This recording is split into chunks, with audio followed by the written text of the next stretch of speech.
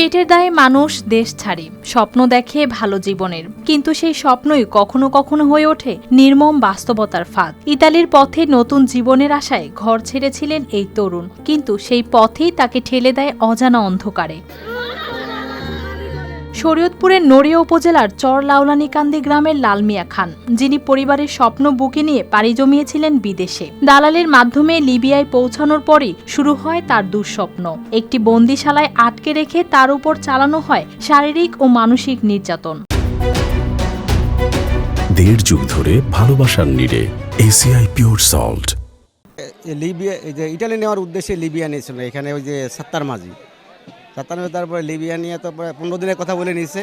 গত 6 মাস লিবিয়াতে আটক ছিল, এখানে পরে ঠিকমতো খাওয়া দিত না, বিভিন্নভাবে মানসিক টর্চার এবং শারীরিক টর্চার দুটোই হয়েছে ওদের উপরে।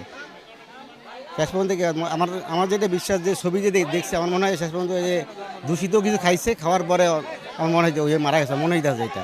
মুক্তির আশ্বাস দিয়ে পরিবারের কাছ থেকে আদায় করা হয় বিপুল অঙ্কের টাকা, কিন্তু সেই টাকা দিয়েও থামেনি নির্যাতন। ধীরে ধীরে অসুস্থ হয়ে পড়েন লালমিয়া, আর একসময় বন্দিশালার ভেতরেই নিভে যায় তার জীবন। দালালের মাধ্যমে লিবিয়ার উদ্দেশ্যে রওনা করছে, ইটালি যাবে।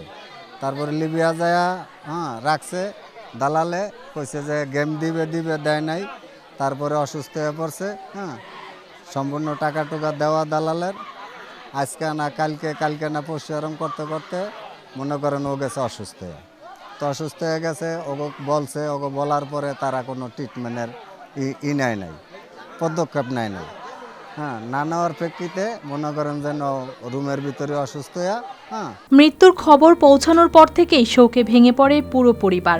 দীর্ঘ অপেক্ষার পর মরদেহ ফিরে আসে গ্রামের বাড়িতে। শেষবারের মতো তাকে দেখে কান্নায় ভেঙে পড়েন স্বজনরা।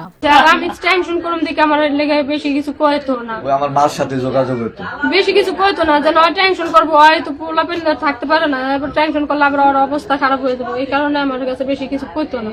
মায়ের চোখে অশ্রু, স্ত্রীর বুক ভাঙা কান্না, আর ছোট সন্তানেরা বুঝতেই পারছে না কেন আর ফিরে আসবে না তাদের প্রিয় মানুষটি।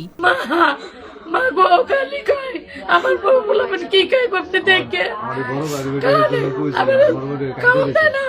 আমি বন্দি করে থাকি, অসুস্থ আমি বন্দি করে, আমার অসুস্থ, আমি কিছু কথা কইতেন না। বাবা তোর কথা তো বুঝি না, আমি তো কথা কইতে পারি না, কথা কইলে সমস্যা, দালালের লোকে কথা কও, তোমার সাথে কি খবর, টাকা পয়সা লাগলে কও,